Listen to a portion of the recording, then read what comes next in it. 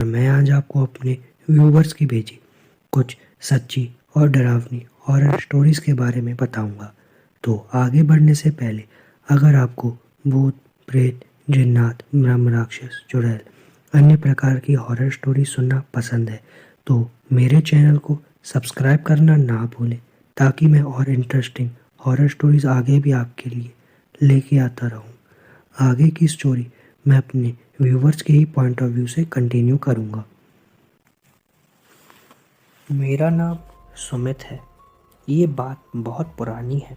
उस वक्त मेरी उम्र 21 साल थी और एक दिन मुझे अपने गांव से दूसरे गांव में एक पूजा में जाना था, जहां भगवान शंकर की पूजा होने वाली थी। वो गांव मेरे गांव से तकरीबन 5 किलोमीटर की दूरी पर था और मुझे पैदल ही वहां जाना था। इसलिए मैंने शाम होने से पहले ही उस गांव के लिए रवाना हो गया। कुछ ही घंटों में मैं वहां उस पूजा स्थल पर पहुंच गया। पूजा समाप्त होते होते रात के 2 बज गए। वहां रुकने की जगह तो थी, पर मैंने सोचा कि अब पूजा खत्म हो चुकी है तो मैं अपने घर ही लौट जाता हूँ। मैं उसी वक्त रात के 2 बजे उस अंधेरे में घर की ओर चल दिया। मैं एक कच्ची सड़क पे चल रहा था, तभी मुझे सड़क पे कोई सफ़ेद साड़ी पहने हुए एक औरत दिखी। मुझे लगा शायद उस पूजा स्थल से होके जा रही होगी। मैंने देखा कि वो औरत एकदम से रुक गई और धीरे धीरे मेरी ओर बढ़ने लगी। थोड़ी देर के लिए मुझे कुछ समझ नहीं आया, पर अचानक मुझे उस औरत के हाव भाव कुछ अच्छे नहीं दिख रहे थे।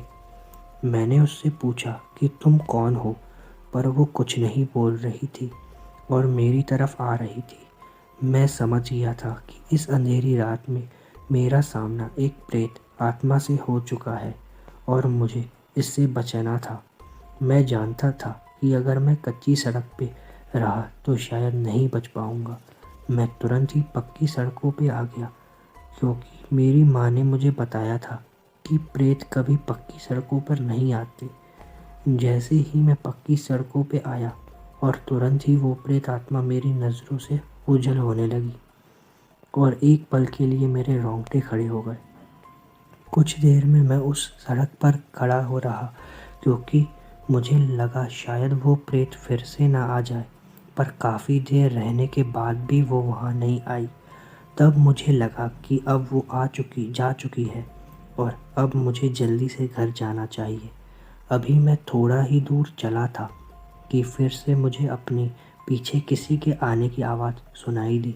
मैं बहुत घबरा गया और मुझे डर लगने लगा कि अब मैं नहीं बच पाऊंगा। मेरे पैर तेज़ी से बढ़ने लगे और डर से अपने पीछे देख भी नहीं रहा था कि कोई मेरे पीछे आ भी रहा है कि नहीं।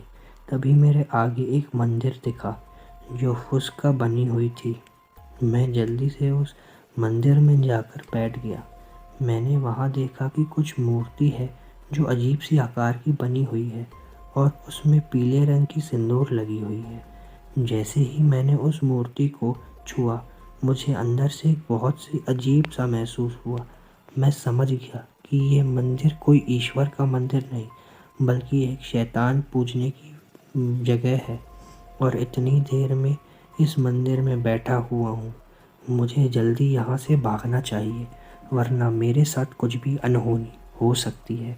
डर से मेरे हाथ पैर काँप रहे थे, क्योंकि मैंने तब तक अपने पीछे आती हुई उस आवाज़ को सुनता रहा जब तक मैं अपने गांव नहीं पहुंच गया। शायद वो आत्मा मेरा पीछा काफ़ी देर तक करती रही। मेरी किस्मत अच्छी थी कि मैं कुशल पूर्वक अपने घर को लौट आया, वरना मेरे साथ कुछ भी हो सकता था। मैं काफ़ी देर उस शैतान के मंदिर पर बैठा रहा, जो मेरे जीवन की सबसे बड़ी भूल थी। वहाँ से लौटने के बाद मेरी शारीरिक क्षति तो नहीं हुई, पर मेरे दिमाग पर कुछ असर हुआ। मैं रात भर हर दिन वही सोचता रहता था। मेरे सपने में वही मंदिर ख्याल में आते थे और मैं गलती से भी उस मंदिर को दोबारा देखने नहीं गया कि आखिर वो मंदिर वहाँ था भी कि नहीं। मुझे लगता है कि कोई फैसला बहुत सोच समझ कर लेना चाहिए, नहीं तो इस तरह की गलती आपको मौत के दरवाजे तक ले जा सकती है। ये कहानी उन 4 दोस्तों की है जिसके साथ कुछ ऐसी घटना घटी कि जिसे उनका पूरा जीवन ही बदल गया। मुंबई शहर की रहने वाली प्रिया शर्मा अपने दोस्तों के साथ रवि, साहिल और विजय के साथ शिमला जाने का प्लान बनाती है। वो सब शिमला जाने के लिए बस में बैठ गए। कुछ ही देर में प्रिया सो गई। अचानक प्रिया की नींद खुली तो उसने देखा कि बस में कोई नहीं था। बस का ड्राइवर भी नहीं था। बस अपने आप ही चल रही थी। उनके 4 दोस्त भी बस में नहीं थे। यह सब देखकर डर के मारे प्रिया जोर जोर से चिल्लाने लगी। अचानक उसे लगा कि कोई उसके पीछे खड़ा है। जब उसने पीछे मुड़कर देखा तो वहाँ एक औरत बैठी हुई थी। उस औरत का चेहरा पूरा जला हुआ था। ऐसा लग रहा था कि किसी ने उसके चेहरे पर एसिड फेंका हो। ऐसा भयंकर चेहरा देखकर प्रिया ने चिल्लाना शुरू कर दिया और अचानक प्रिया की नींद उड़ गई। वो एकदम डरी हुई और पसीने से पूरी भीग गई थी। पास में बैठे हुए विजय ने पानी की बोतल दी और बोला, शायद तुम्हें कोई बुरा सपना देखा। थोड़ी ही देर में सब शिमला पहुंच गए और एक होटल पर रात बिताने के लिए गए। दूसरे दिन वो सब साथ में मिलकर होटल के पास वाले पहाड़ पे घूमने जाने का नक्की किया। करीबन आधे घंटे में वो सब पहाड़ की सबसे ऊंची चोटी पर पहुंच गए। वहीं से नीचे देखने पर घने लीलेछम पेड़ पौधे काफी सुंदर दिख रहे थे। अचानक साहिल चौंक गया और बोला, नीचे देखो, कोई खड़ा है, लगता है कोई औरत है। विजय और रवि भी देखने लगे लेकिन उन्हें कोई दिख नहीं रहा था और बोले, तू पागल हो गया है क्या? इस घने जंगल में कोई औरत कैसे आ सकती है? तुम्हें शायद कोई भ्रम हुआ होगा। उसके बाद वह सब खुली जगह पर चले गए। रात होने वाली थी इसलिए यह सब ने पहाड़ पर ही रुकने का फैसला किया। इसलिए उन सब ने वहाँ पर ही तंबू लगाया और खाने पीने के लिए सामान बाहर निकाला। प्रिया की बैग तंबू के बाहर ही थी इसलिए वह लेने के लिए बाहर गई तो वहाँ पर उसे किसी की आवाज़ सुनाई दी। प्रिया उस आवाज़ की ओर अपनी नज़र घुमा ही रही थी तो उनके सामने से कोई 3 आदमी आते हुए दिखे। उनके हाथ में धारदार हथियार देखकर प्रिया डर जाती है और दौड़कर तंबू के अंदर आ जाती है। उसने अपने दोस्तों से भी यह बात की लेकिन किसी ने भी उसके बात पर विश्वास नहीं किया। प्रिया चिल्ला कर बोली, आप सब पागल हो गए हो क्या? कोई भी मेरी बातों पर विश्वास नहीं कर रहा है। चलिए मेरे साथ, मैं आपको दिखाती हूँ। वो सभी बाहर आकर शिखर की चोटी पर नीचे देखने लगे। उतने में ही उन सभी को लगता है कि कोई 3 लोग उनकी ओर बढ़ रहे हैं। ये सब देखकर वो सभी डर जाते हैं और तुरंत ही अपना सामान समेटने लगते हैं और बड़े से पत्थर के पीछे जाकर छुप जाते हैं। थोड़ी ही देर में वो सब ऊपर आ जाते हैं। प्रिया देख रही है कि उनके हाथ, पैर और सिर आम आदमी जैसे बिल्कुल नहीं थे। वो सब एक जगह पर बैठ जाते हैं और कुछ तांत्रिक विद्या शुरू करते हैं। उनमें से एक आदमी अपनी हाथों की उंगली को काट देता है लेकिन अंधेरे की वजह से उन्हें कुछ ठीक से दिखाई नहीं दे रहा था। अचानक उन चारों ने देखा कि एक औरत उन आदमियों के बीच में आके लेट जाती है। कोई नहीं जानता कि आखिर वो औरत कहाँ पर पहुंची और कैसे। प्रिया ने कहा, मुझे कुछ समझ नहीं आ रहा है। आखिर ये सब क्या हो रहा है? मुझे बहुत डर लग रहा है। एक के बाद एक वो तीनों उस औरत को सूंघने लगे। वहीं पर अचानक उस औरत ने अपनी उंगली उठाई और हमारी तरफ इशारा करने लगी। हम सब बहुत डर गए। वो तीनों उस औरत को छोड़कर हमारी ओर बढ़ने लगे। हम सब पहाड़ी से नीचे होटल की ओर दौड़ के आने लगे। हमारी आवाज़ सुनकर वो तीनों हमारी ओर दौड़ने लगे। प्रिया और साहिल सबसे आगे थे और विजय और रवि उनके पीछे दौड़ रहे थे। प्रिया और साहिल होटल तक पहुंच गए, लेकिन रवि और विजय को कुछ पता नहीं चल रहा था। हमने होटल वालों से उनके बारे में सभी बातें बताई तो उन लोगों ने कहा कि उस पहाड़ पर कोई नहीं जाता है, वो पहाड़ श्रापित है। जो भी वहाँ जाता है वो कभी वापस नहीं आता है। आपकी किस्मत अच्छी थी कि आप भी कभी ज़िंदा आ चुके हैं, लेकिन हमारे दोस्त रवि और विजय अभी भी वापस नहीं लौट के आए। हमने उन्हें ढूंढने की बहुत कोशिश की, पुलिस कंप्लेन भी करवाई, लेकिन कुछ पता ना चला। मेरा नाम विशाल है। ये घटना आज से 12 साल पहले की है। उन दिनों मैं बिहार के एक छोटे से गांव हसनपुर के अस्पताल में कार्यरत था। एक रात अस्पताल में मुझे काम करते करते रात के 12 बज चुके थे, क्योंकि उस वक्त मरीजों की संख्या बहुत अधिक हो चुकी थी। उस रात तेज बारिश भी हो रही थी। मैं भीगते भागते अपने घर पहुंचा। कपड़े गीले हो जाने की वजह से मैं कपड़े बदल ही रहा था कि अचानक दरवाज़ा खटखटाने की आवाज़ आई। मैंने सोचा कि इतनी रात गए मेरे घर कौन आया होगा। मैंने दरवाज़ा खोला और एक लड़की जो बरसात में भीगी हुई थी सामने मुझे दिखाई दी। उसने कहा, रो रो कर उसने चिल्लाया कि मेरी माँ बहुत बीमार है और उसकी तबीयत भी बहुत ख़राब है, आप जल्दी से चलिए नहीं तो वो मर जाएगी। मैंने उससे कहा कि मैं रात में मरीजों को नहीं देखता हूँ, सुबह अस्पताल में अपनी माँ को लेके आना। मगर वो लड़की जाने को तैयार ही नहीं हो रही थी और रोने और गिड़गिड़ाने लगी। उसकी आवाज़ सुनकर मेरी पत्नी ने उस लड़की को देखा और उस लड़की पर मेरी पत्नी को दया आ गई और उसने मुझे उस लड़की के साथ जाने को कहा। सुनसान रास्तों से होते हुए वो लड़की मुझे 5 से 7 किलोमीटर दूर एक दूसरे गांव में ले गई। मैंने सोचा कि यह लड़की इतनी रात को मेरे यहाँ कैसे पहुँची, लेकिन मैंने इन बातों की तरफ ध्यान ना देते हुए एक मकान में पहुँचे और वहाँ उसकी माँ बीमार पलंग पर लेटी हुई थी। मैंने उसकी नब्ज़ देखी और इंजेक्शन दे दिया और कुछ दवाएं लिख दी। उस लड़की ने मुझको बाहर मेरी जीप तक मुझको छोड़ दिया।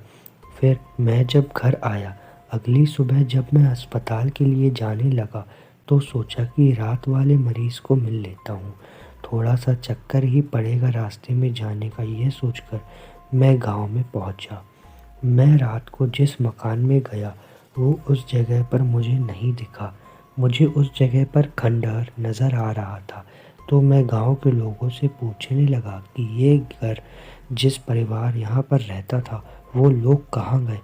तो लोग मुझे हैरानी से देखने लगे कि तुम किस परिवार के बारे में पूछ रहे हो, यहाँ तो ऐसा कोई घर नहीं है। ये सुनकर मेरे रोंगटे खड़े हो गए। मैंने सोचने लगा कि रात को जो मेरे साथ हुआ वो क्या था। वहाँ के लोगों ने बताया ये प्रेत लीला है जो हर साल किसी एक इंसान के साथ होती है। ये तो गनीमत है कि आप जिंदा बच गए, वरना वो आत्मा आपको जिंदा नहीं छोड़ती।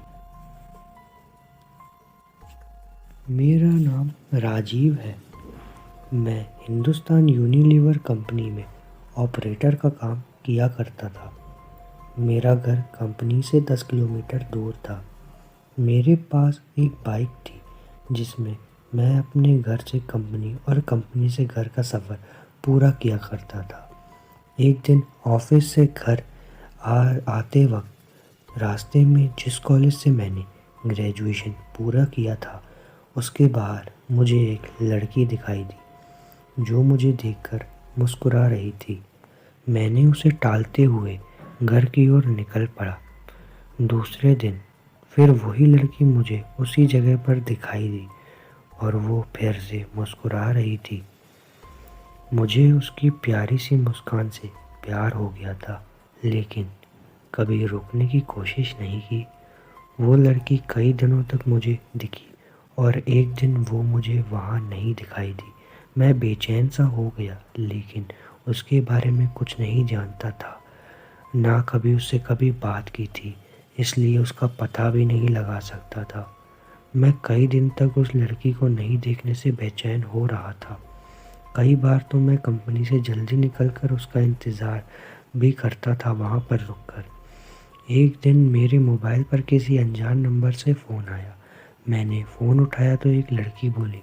उसने मेरा नाम पूछा और वो मुझसे बात करने लगी और मुझे बताया कि मैं वही लड़की हूँ जिसे तुम रोज़ बाइक से गुजरते हुए देखा करते थे। मैं हैरान रह गया कि इसके पास मेरा नंबर कैसे आया और ये मेरे से क्यों बात कर रही है, लेकिन उसकी मीठी बातों में मैं इतना खो गया कि सब बातें भूल गया। एक दिन उसने मुझे कॉलेज के बाहर मिलने के लिए बुलाया। मैं और मेरा दोस्त हम दोनों बाइक पर उससे मिलने को गए। क्योंकि कभी मैं लड़की से अकेले मिलने नहीं गया था तो मैं थोड़ा नर्वस हो गया था।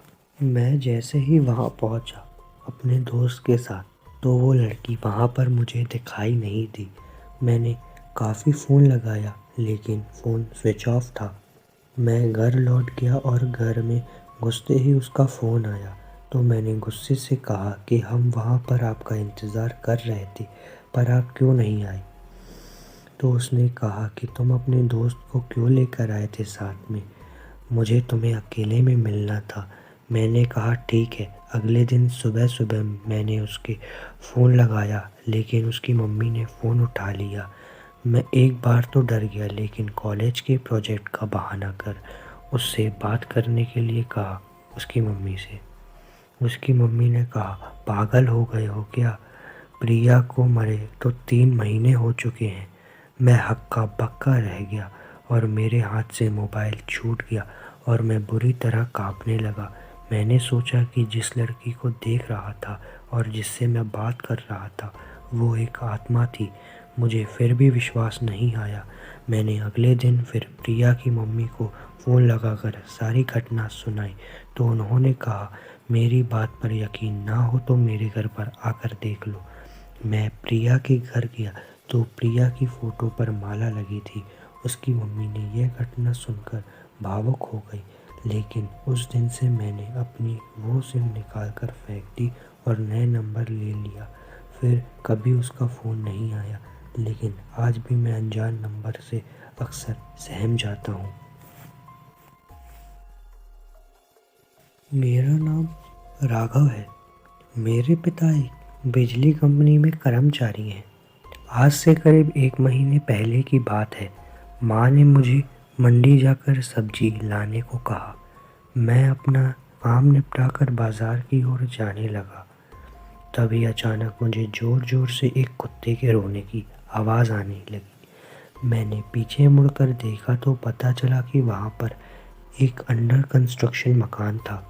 मुझे लगा कि भूख के मारे कुत्ता रो रहा होगा, इसलिए सब्ज़ी लेकर आते वक्त मैं पार्ले बिस्कुट का पैकेट लेकर उस मकान की ओर जाने लगा ताकि उस कुत्ते को कुछ खिला सकूं। अभी मैं मकान के दरवाजे तक पहुंचा तो ज़ोर ज़ोर से कुत्ता रोने लगा। इसके साथ साथ उस मकान की खुली सीवेज का छिछला पानी ज़ोर ज़ोर से उछलने लगा। ये सब देखकर मेरे हाथ पैर फूल गए। मैं सब्ज़ी का थैला और बिस्कुट वहीं गिराकर उस खुली टंकी की ओर भागा। मुझे लगा कि कहीं पानी की भरी टंकी में कुत्ता डूब रहा होगा, लेकिन जब मैंने वहाँ अंदर झाँका तो मेरी रूह काँप गई। उस ज़मीनी टंकी के खड्डे में एक काला कुत्ता सिसक रहा था। पहले तो मुझे लगा कि वह उसमें गिर गया होगा, लेकिन थोड़ी देर वहीं रुकने पर मुझे खौफनाक हकीकत के बारे में पता चला। कुत्ता एक कोने में सटा हुआ था, फिर भी उसका पैर बार बार पानी के अंदर खींचा जा रहा था। मैंने थोड़ी हिम्मत करके आसपास से छत भरने का लट्ठा उठाया और उस टंकी के छिछले पानी में घोंपने लगा। वो मेरी हिम्मत थी या बेवकूफ़ी यह पता नहीं। मैं वह सब कर तो रहा था। लगातार लट्ठा खींचने पानी में घोंपने के बाद मुझे एहसास हुआ कि पानी के अंदर लट्ठे को कोई पकड़ रहा है। यह सब देखकर मेरे पसीने छूट गए। मैंने झटके से लट्ठा छोड़ दिया। फिर अचानक एक भयानक गुर्राहट वाली चीख सुनी। उसी वक्त मेरी नज़रों के सामने वहाँ मरा हुआ कुत्ता छिछले पानी के नीचे खींच गया और दूसरे ही पल में मेरे सामने उस कुत्ते का कटा हुआ मुंह पानी में तैरने लगा।